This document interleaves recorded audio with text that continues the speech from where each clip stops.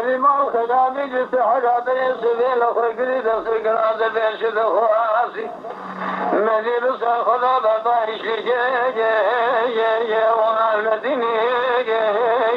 وعاخي ليلة مالا دشاوي خوازي خيرت مالا دخلي دخلي أزو مالا نيناني الله هنجي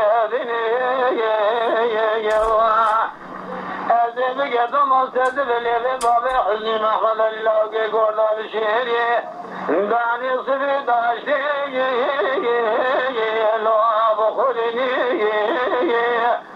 المال مال مال مال مال ما يا ابو المال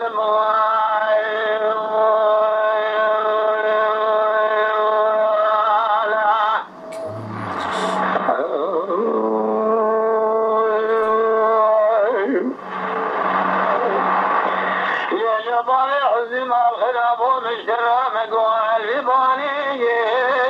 لو أسمي باني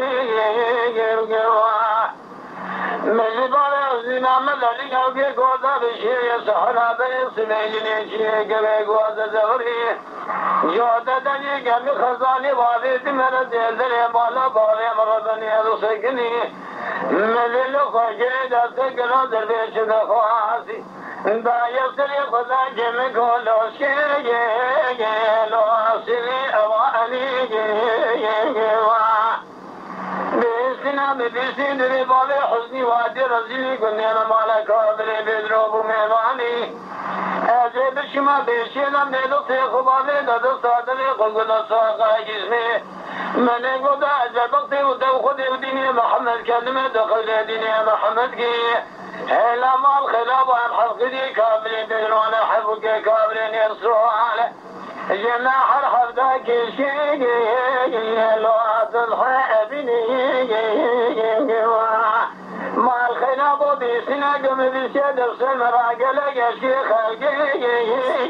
لو أصلح بني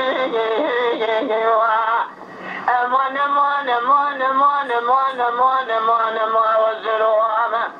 ما الخلاف وحسد كافري بدوم بكاسين وسقي صوم اسكن القام بربر ومشي جقاز وبصوم المسلماني والسلم دام الخونة خلاتي دي أن يتفادني مبتنين مع الخلاف وديني وديني كيما بنا أزمع شقي لو عديني أغمي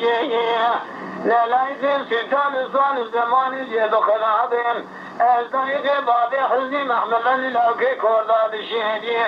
سنبيل نار يا رب نزل سواق عاري بشومي